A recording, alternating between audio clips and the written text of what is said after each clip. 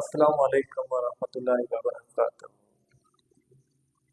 دوستوں، میں آپ کے ساتھ پاکستان میں ہونے والے کچھ اندرونی اداروں اور عوام کے درمیان کے مسائل پیش کرنے کے لیے جا رہا ہوں، تو اس کے لیے مجھے آپ کی سپورٹ کی ضرورت ہے۔ اور آپ کن کن مسائل کا شکار ہیں آپ مجھے بتا سکتے ہیں کمنٹ سیکشن میں، تو اس پر بھی ایک ویڈیو جو ہے وہ ڈیڈیکیٹڈ ویڈیو جو ہے وہ ضرور آئے گا۔ تو ہمارا جو پہلا مسئلہ ہے وہ ہے نادرا۔ 27 لاکھ پاکستانیوں کا ڈیٹا جو ہے وہ 2019 سے 2022 تک جو ہے وہ چرایا گیا ہے۔ تو ڈیٹا بیسیکلی فیس بک، گوگل، مائکروسافٹ، بہت ساری بڑی ٹیک جائنٹ کمپنیز کا بھی جو ہے وہ چرا لیا جاتا ہے۔ اس میں کچھ بڑی بات نہیں ہے، لیکن وہ جو ہے جو کمپنیز ہیں ان تک پبلک کو ایکسس ہے، پبلک ایکسس کر سکتی ہے۔ سوشل میڈیا پلیٹ فارم پہ وہ ہر کسی کے لیے اویلیبل ہیں، تو ان سے ڈیٹا چرا لینا کچھ بڑی بات نہیں ہے۔ لیکن یہ جو مسئلہ ہے نادرا والا، یہ بہت حساس مسئلہ ہے، تشویشناک خبر ہے۔ نادرا کی جو آئی ڈیز ہوتی ہیں ان کے امپلائیز کی، ہر ایک شخص کو اس تک ایکسس نہیں ہوتا، اس آئی ڈی تک۔ تو حساس معلومات کا چوری ہو جانا بڑی تشویشناک خبر ہے۔ دوسری بات یہ کہ 75 برس ہو چکے ہیں آج پاکستان کی آزادی کو، لیکن آج تک بدقسمتی کے ساتھ ہم لوگ فرق نہیں کر پائے ہیں ایک پاکستانی، ہندوستانی اور افغانی کے درمیان۔ ہمارا جو ڈیٹا بیس سسٹم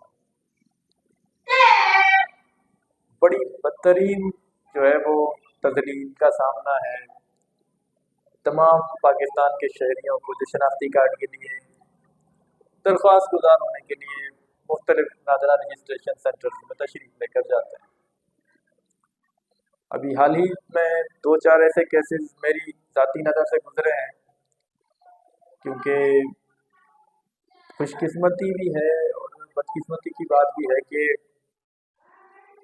میرے 9 چچا ہیں اور 10 میں میرے والد صاحب تھے، اللہ ان کی بخشش فرمائے، وہ جان پانی سے چل بسے۔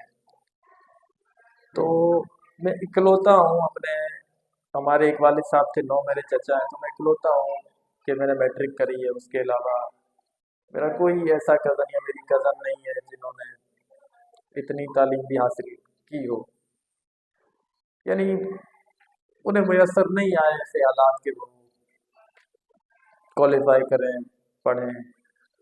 خیر یہ بھی بہت زیادہ تعلیم نہیں ہے، لیکن تعلیم نہ ہونے کا مطلب ہے کہ آپ آج کے معاشرے میں ایک آنکھ والے اندھے تصور کیے جا سکتے ہیں، اس میں کوئی شک والی بات نہیں ہے۔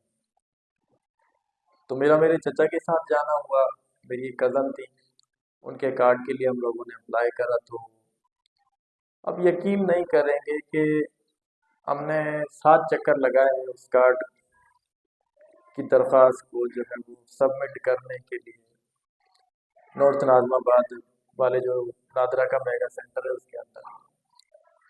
یعنی وہ درست رہنمائی دینی ہی نہیں آپ کو، کیونکہ وہ تذلیل چاہتے ہیں آپ کی۔ انہوں نے کہا جائیں آپ جو ہے وہ اپنے چچا کو لے آئیں، تاکہ وہاں لکھا ہے کہ آپ کے ساتھ اگر آپ کا کوئی بھی بلڈ ریلیٹو موجود ہے تو آپ شناختی کارڈ کے لیے درخواست دے سکتے ہیں۔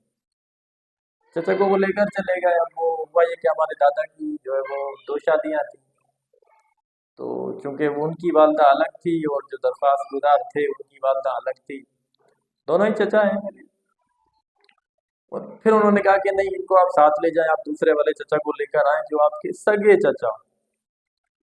پھر وہ ان کو لے کر گئے، پھر کوئی مسئلہ بنا ہے، پھر واپس آئے، پھر گئے، مطلب کہ 7 چکر ہم لوگوں نے لگا لیے، یعنی کہ پاکستانی ہونے کے باوجود۔ تو یعنی ہمارے جو حقوق ہیں ان کا کتنا خیال رکھا جا رہا ہے وہ آپ اس سے اندازہ کر سکتے ہیں۔ اس میں کوئی ڈھکی چھپی بات نہیں ہے۔ پھر میری ایک दूसरी कज़न के साथ मेरे ताया चचा हैं, मेरा जाना हुआ। तो हम कार्ड रिसीव करने गए हैं, आप आइडिया करें, हम कार्ड एनआरसी से कार्ड रिसीव करने गए हैं 2 माह गुजर जाने के बाद। पहुंचे हैं तो वहाँ पता चला उन्होंने फॉर्म ही मिस कर दिया। और मैं आपको बताता चलूँ कि वो जो हमने फॉर्म सबमिट कराया था उसमें मेरी कज़न की वालदा, वालिद और एक चचा, 3 लोगों की वेरिफिकेशन ली गई थी। फिर जब फॉर्म गुम किया है उसके बावजूद भी हम सुबह 10 बजे गए हैं और उन्होंने हमें वहाँ 6:30 बजे हमें वहाँ से जो है वो रुखसत किया है, हमें जाता करा है कि अब आप जाएं। पूरा दिन तजलील हुई है, चचा को घर से मंगवाया, क्योंकि हम तो कार्ड रिसीव करने गए थे ना, मेरी कज़न थी, एक कज़न था मेरा साथ में, तो हम लोग कार्ड रिसीव करने गए, फिर चचा को घर से उठवाया, फिर वो जो हमारे दूसरे चचा थे जिन्होंने वेरिफिकेशन करी थी फिर उनको दोबारा बुलाया है। तो बड़ी बदतरीन सूरत हाल है।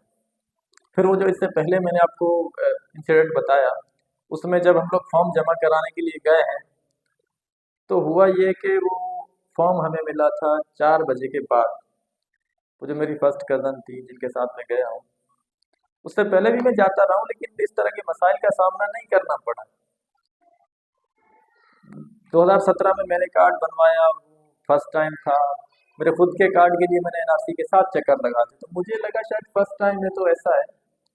लेकिन फिर वो जो केस मैं आपको बता रहा हूँ, फॉर्म जमा कराने गए हैं, तो वो हम सुबह तकरीबन 11:30 बजे हम लोग वहाँ पहुँचे थे। तो फॉर्म जमा करते कराते कभी ग्राउंड फ्लोर पे जाएं, कभी फर्स्ट फ्लोर पे चले जाएं, कभी काउंटर नंबर 36 पे जाएं, कभी 21 पे चले जाएं।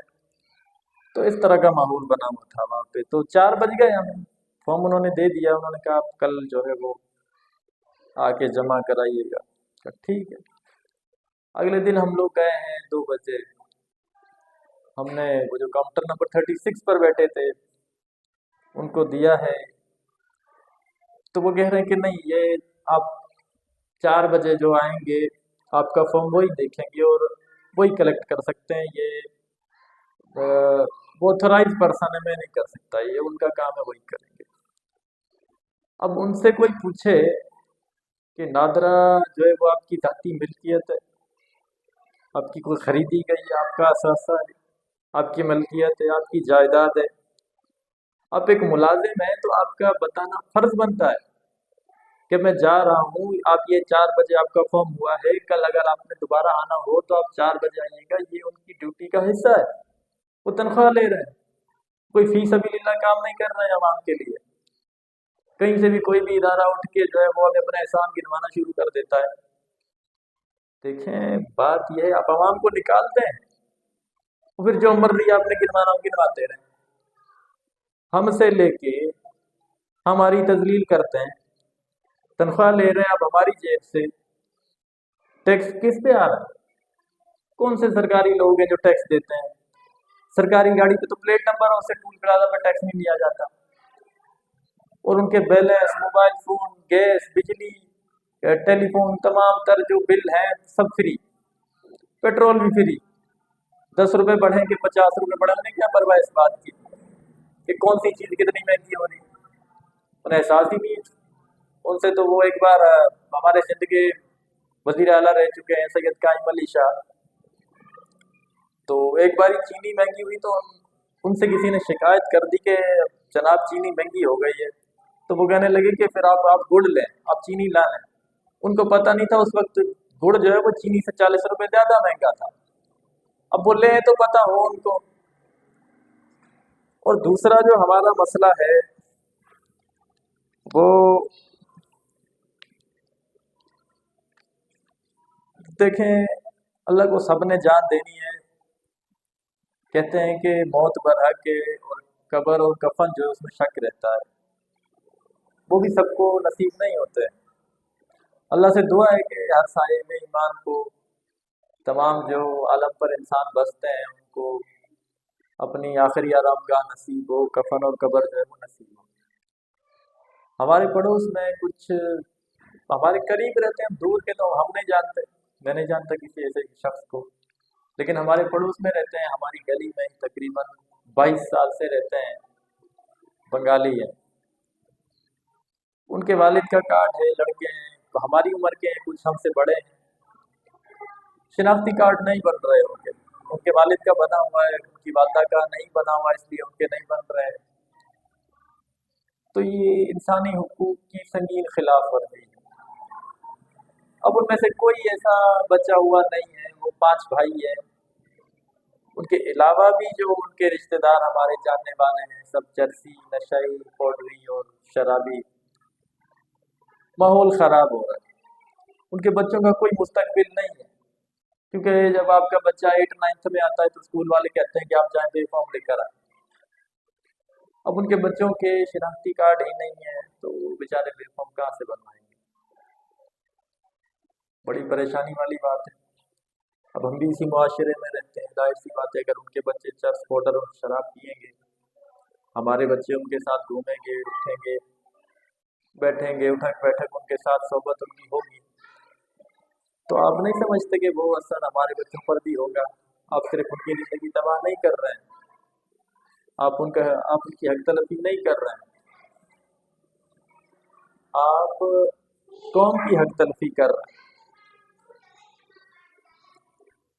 आपको हक नहीं पहुंचता। जब आप मरेंगे, बाख्तियार लोग जब मरेंगे, तो जितना ताकत और जितना अख्तियार अल्लाह ताला ने जिस शख्स को दे रखा होगा, उसका हिसाब देना होगा। अल्लाह पूछेंगे, इतना बड़ा अख्तियार दिया मैं, 4 बंगाली रहते थे तुम्हारे पड़ोस में, और वो अक़लियत की सूरत में तुम्हारे मुल्क में रहते थे, तुमने क्या किया उनके लिए? क्या करा?